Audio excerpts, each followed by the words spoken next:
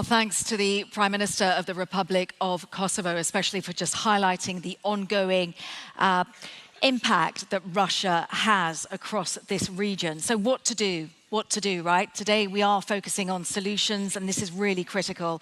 The Warsaw Security Forum with the Kazimierz Puławski Foundation have been working on a report about the Weimar Triangle, and we're going to discuss it with my guests who have fed into this report, because possibly there was another way of looking at the many, many challenges, and that's an understatement, that we face now. So ladies and gentlemen, please join me in welcoming onto the stage my esteemed guests for talking about the role of the Weimar Triangle in search of leadership in Europe. Norbert Röttgen, the member of the Bundestag, joining me, and also Nicolas Tenzer, Senior Fellow at CEPA, Centre for European Policy Analysis. Gentlemen, welcome.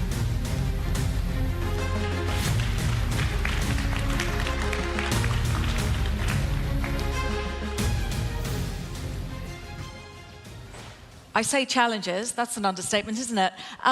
Let's start with, I know you've been working for many, many months supporting the Warsaw Security Forum and the team in how best to use the Weimar Triangle. You've got this opportunity, a geographical opportunity. I want to just start with explaining, if you would, what it is, what some of the findings are.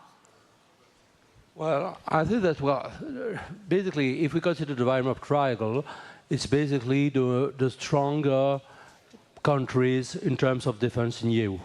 And basically, if we want to have a kind of sustainable, strong, trustworthy union of defense in Europe, you have to take into account those three countries. Of course, there is, in a way, a kind of elephant in the room, or maybe there are two. One of the elephants, of course, is the UK. Because I mean, if we consider the Great Europe, of course, we cannot do in terms of defense without the UK, and especially right now. And if we consider, for instance, in Europe, the two nuclear powers that we have only one in the EU, which is France. We have two, if we consider also the UK in Europe. But having said that, we have certainly to build something stronger together, because, of course, the UK won't come back to the EU. So we have to build something. The second elephant is that basically most of the countries, depending on the period of times, disagree on many things. Sometimes there is one country that disagrees with the two others. Sometimes could be Germany, could be sometimes France, my country, could be Poland as well, depending on the government. And it changes. But what I think is very important in this report is that we try to push forward some ideas that could create, whatever the political stances in those capitals, Paris, Berlin, and Warsaw, we could create some trust, we could create some instruments. We could have a kind of grassroots approach with the industrials, with the civil societies, with the NGOs, with also the think tanks, to build something together. And I think that could be the very basis of something more substantial, if the political circumstances basically allow.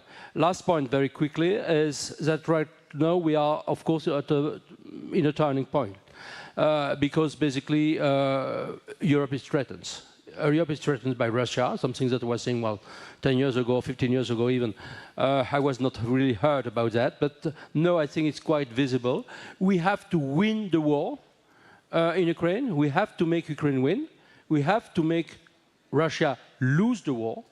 I know that there are different kinds of strategies in Paris, Berlin, and Warsaw, but we have certainly to build the condition to create this kind of consensus, and we have to talk together.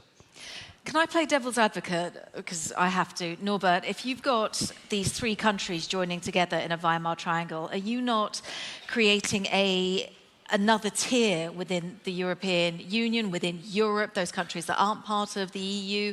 You're essentially isolating other countries, no? No, of course we have to be aware of this danger, and I would not simply and outrightly deny it. But the Weimar Triangle is meant to be additional, not against, but additional. Perhaps in order to describe the potential of it and what is meant by it, let me describe a missed opportunity.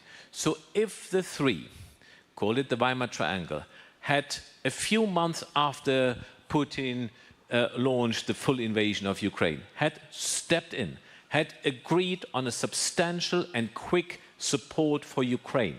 This would have made a difference. You can't expect the 27 acting in a few months, decisively, substantially, because it is it's a time-consuming, consensus-building process, even in the case of emergency. So what it would have added is action, visibility, and by being aligned to the greater framework of the European Union and the 27, it would also add to the cohesion. So we have to be aware not to establish an extra club of the better three, the bigger and stronger and so on, but it is to trigger, to accelerate pace and to lead to action which is absolutely necessary. Okay, so Nicolas, you spoke about the elephant in the room, which is obviously the UK not being part of the EU anymore. The other elephant in the room is what happens when governments within your countries change? Obviously, both your countries are increasingly right-leaning following recent elections. What happens when the government changes and maybe doesn't feel as sympathetic towards Ukraine? I think that, well, basically, I think that institutional formats could never replace political willingness. And if there is no political willingness, and Norbert was rightly pointing out the fact that there was no political willingness, very unfortunately, basically to target, I mean, the Russians' army, you know, while in Ukraine. And there was reluctance from France, from Germany. Poland was a little bit, I would say, more proactive, but if there has no political willingness, I mean, basically, this cannot replace this. But if we have, I mean, long-standing, basically, habits to work together at the level of, as I said, the businesses, the civil society, the social networks, if we have a common consciousness of what's at stake, I think we can build something. Of course, I am very anxious, I would say. I am very anxious. I don't know what will happen, you know, in my country in 2027. Of course, I cannot rule out that Marine Le Pen will come to the presidential palace, Élysée. There could be, of course, a lot of changes, you know, in Germany as well. Probably Poland right now is more stable a country. But I think we also, if we have these habits to work together, sometimes it could overpass political changes. But I just want to say very quickly something about what Norbert was saying rightly. The Weimar Triangle is everything but a directorate, because we must get rid of the very idea of directorate. Sometimes people were talking about the French-German directorate of Europe. I mean, the most catastrophic things that we could envision, and basically that's not that. So technically then, what is it? Because you're talking about it being supported, Norbert, by an international Weimar fund. It seems like yet another thing, yet another piece of furniture that potentially isolates other countries and brings three arguably very powerful countries together already. How would it look? So I think the main purpose of the Weimar Triangle would be to, as horrible this war is, to seize an opportunity. And the opportunity of this war is to bring Europe as an actor in foreign and security policy in Europe into existence. What we have seen again is that luckily and embarrassingly, the United States have turned out again to be the most important European security power. And I think we have to change that. And eventually the Americans will tell us this has to change. So we have to find formats that bring Europe, the European Union, into quick, substantial action. This is what it is meant. It is not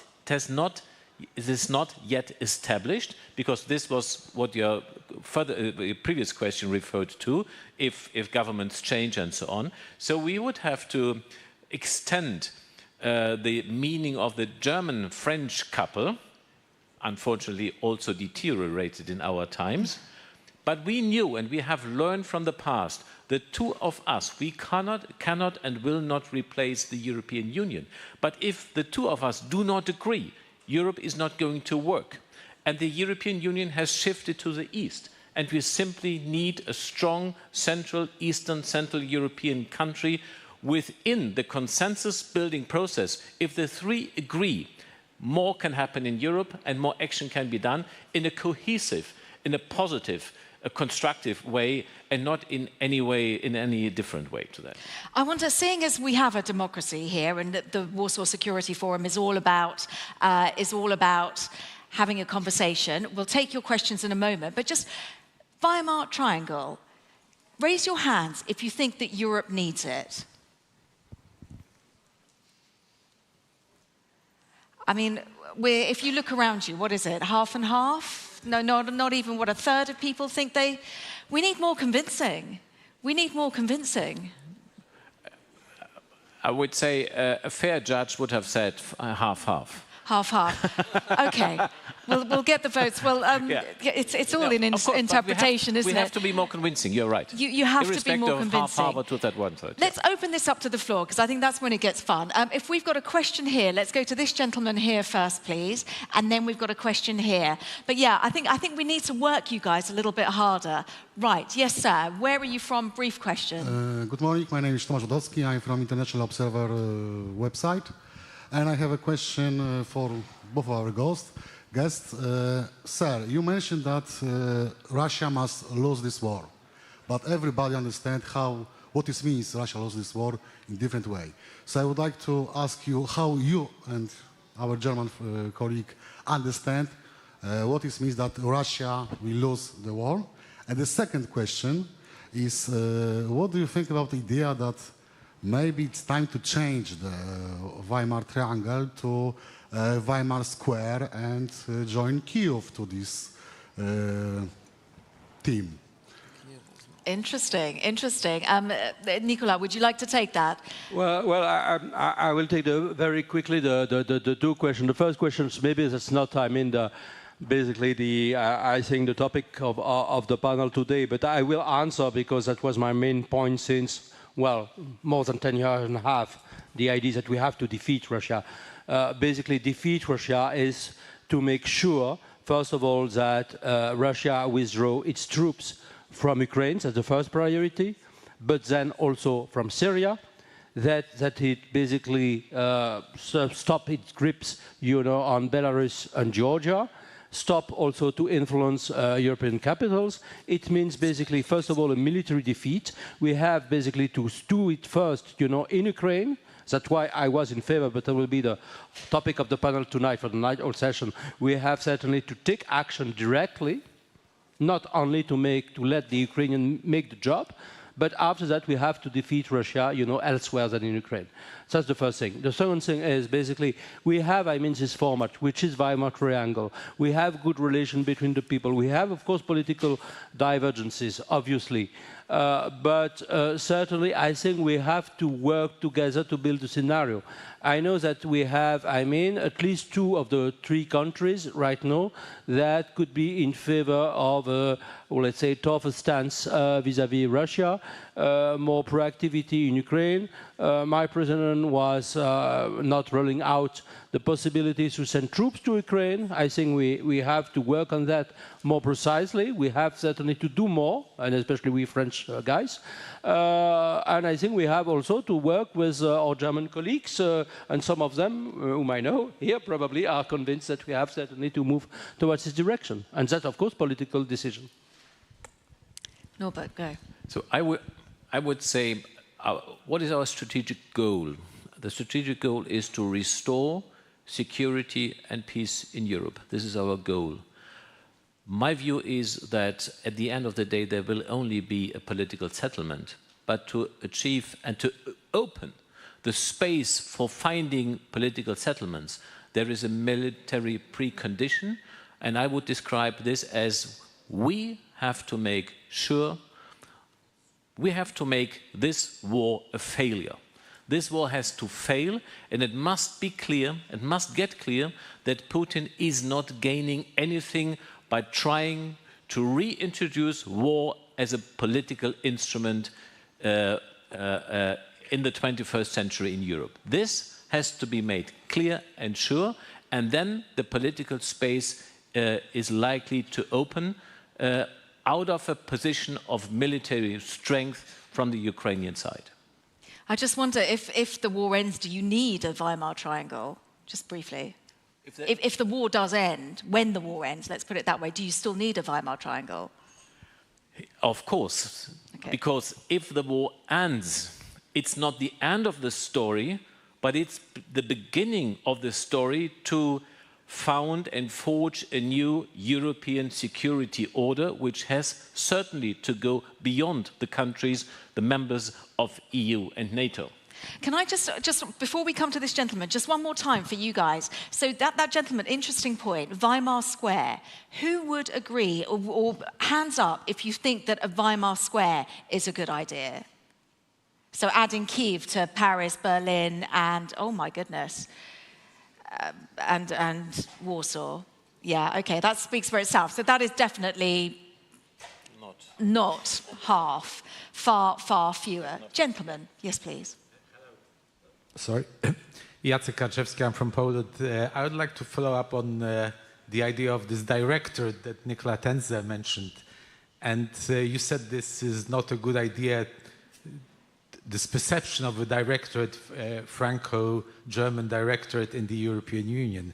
But is it this idea, or this perception, is it not reinforced by the proposition of President Macron of including Germany as a permanent member of the Security Council? Then it reinforces the position of both of your countries within the European Union, in fact.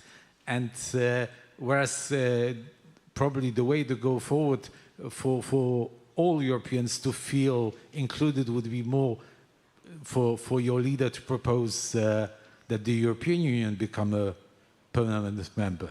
Thank you. Well, thank you. First of all, I am not really sure that this basically that this idea will have certainly a happy hand for many reasons, which are basically related to the functioning of the UN. So basically, I don't think it will basically come to something very, very substantial. The second thing is that if we consider the reality of Europe right now, the reality of Europe is basically, I mean, the alliance of basically France, certainly, or Germany, and Poland, certainly, but certainly the Central and European and Eastern European countries. Because, I mean, those countries have taught us some things that many of my fellow French citizens have forgotten for 2 years, for many years, for 20 years.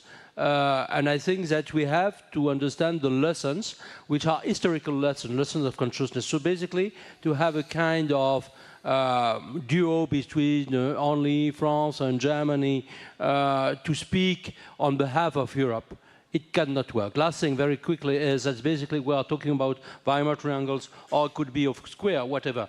But I think that, let's see what happened in the US. Certainly to have this kind of engine at the very center of Europe with the main power of Europe is something that will absolutely need it. So I would say we should not put the problem and challenge of the United Nations Security Council reform into this challenge we are facing in Europe. Let me put it like that. So these are separate issues in my view. The Weimar Triangle, which has yet to be established as an accepted format to make European foreign policy operational, should have a self-perception of being in a serving avant-garde function, not replacing, not a special role, but we have to put pace to our coming into existence as foreign policy actors, and our conviction is that not the 27, which are so complicated in their process, will serve as the incubator of a European foreign policy which has to come into existence, because we have to care for our own problems. There is nobody else in the long and medium term who will do that instead of us. So we have to do it, and we have to put more pace into this process, and this is where and how the Weimar Triangle can fulfill a good European sense and purpose. And it is much more detail in the Warsaw Security Forum annual report. There are copies of it all around outside. This is what these gentlemen have been feeding into. The report is quite extensive as well. So hopefully, I think you've got a little bit of work to do with this audience and going forward, but I'm sure you're aware of that. Thank you so much for your questions. They were fantastic. Thank you for bringing up the concept of the Weimar Square. Let's see what other shapes, hopefully in the future, as and when this conflict does finally end. Norbert, Röttgen, Nicolas, Tenzer, thank you so much for joining us here. Thank you. Big round of applause. Thank you. Thanks a lot. Thank you.